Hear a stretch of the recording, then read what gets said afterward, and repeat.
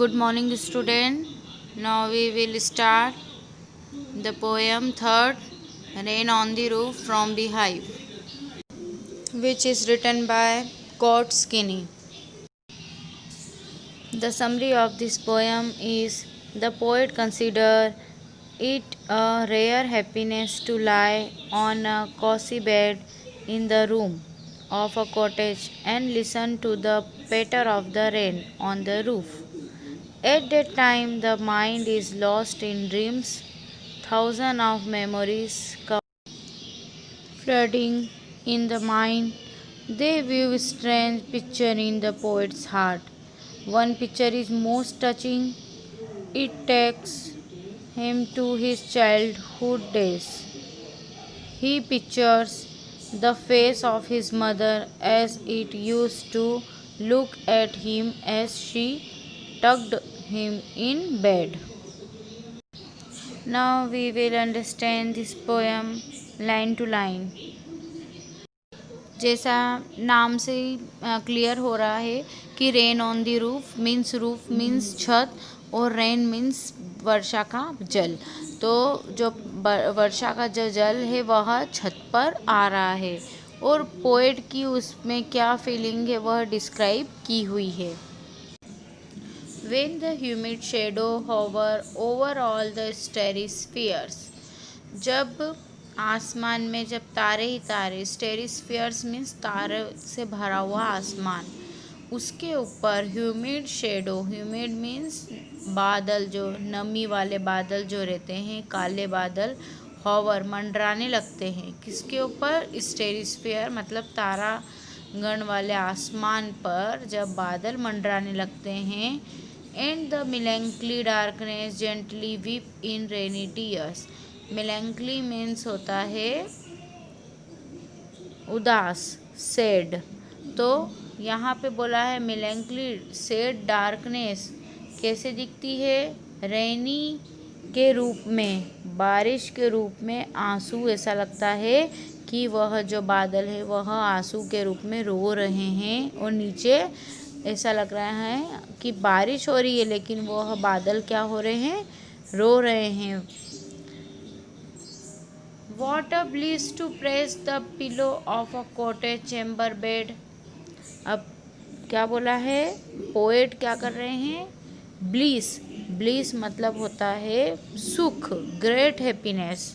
Chamber means उनका जो कमरे में, तो उनको लग रहा है कि क्या खुशी होती है जब हम क्या करते हैं, अपने कमरे में तकिए पर लेटते हुए and lie listening to the patter of the soft rain overhead। और listen मतलब सुनना, पैटर मीन्स बारिश की जो बूंदें हैं उसका टपकना, उसको क्या बोलेंगे, पैटर। ओवरहेड, ओवरहेड मीन्स ऊपर। तो वो सॉफ्ट रेन जो है वो हल्की हल्की सी वो जो है उसके पानी की आवाज़ें जो सुनते हैं तो कितना आनंद आता है। हमने भी हमारे घर में हम लेटे लेटे कभी पानी आता है तो हम सुनते हैं तो हमें भी अच्छी लगती है। ऐसे जो पोएट है वो बहुत इंजॉय कर रहे हैं और वो बोल रहे हैं कि जब बारिश होती है तो मैं अपने कमरे में बैठे बैठे लेटे लेटे और वो उस बारिश की आवाज़ों को सुनता हूँ। Every tinkle on the shingles has an echo in the heart।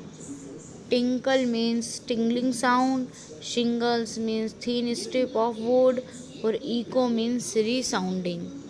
तो क्या कहा है कि हर एक जो आवाज़ें रहती हैं इसकी, तो वो क्या होती है, छत की तख्तों पर जब वह गिरती है तो उसकी जो आवाज़ है वह क्या होती है, हार्ट में एक इको पैदा करती है, मीन्स गूंजती है।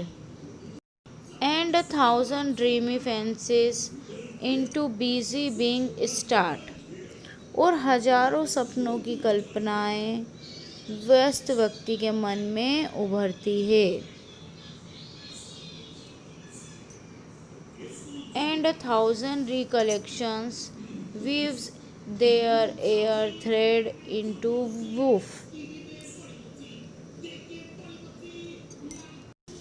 रिकलेक्शन मीन्स होता है रिकॉलिंग टू माइंड।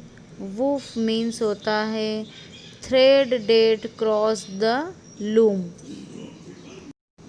और उन्हें बहुत सारी थाउजेंड मतलब हजारों स्मृतियाँ यादें जो रहती है वह याद आने लगती है।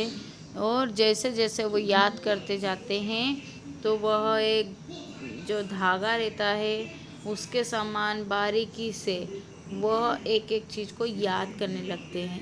As I listen to the patter of the rain upon the roof. जैसे जैसे वह जो बारिश की बूंदें सुनते रहते हैं तो उन्हें उनकी जो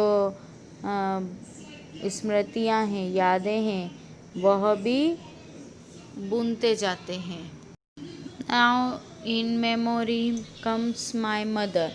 अब जैसे जैसे वो याद करते हैं तो उनकी मदर जो है पोएट की जो मदर है वह उनकी मेमोरी में आती है।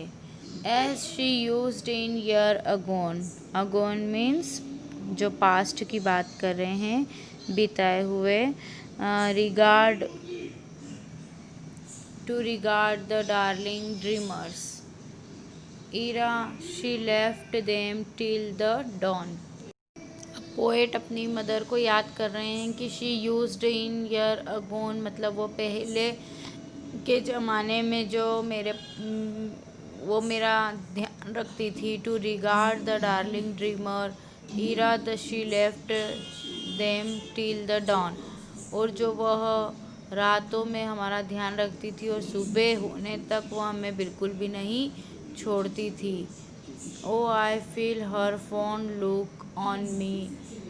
मैं ऐसा फील कर रहा हूँ कि वह मुझे ही देख रही है। As I list to this refrain.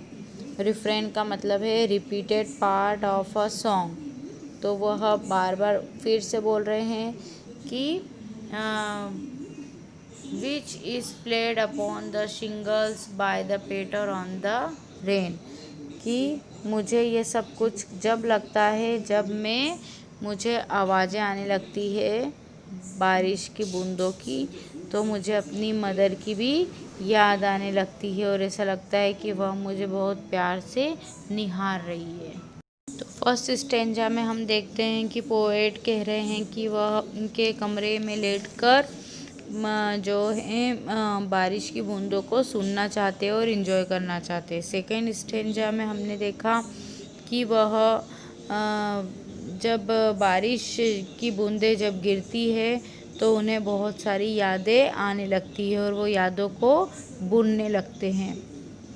Third stanza में उन्होंने अपनी मदर को याद करा है और उन्होंने कहा है कि वह जैसे मुझे प्यार कर रही है और निहार रही है ऐसा उनको लग रहा है। तो ये हमारी पोएम फिनिश होती है। I hope you have enjoyed this poem. Thank you so much.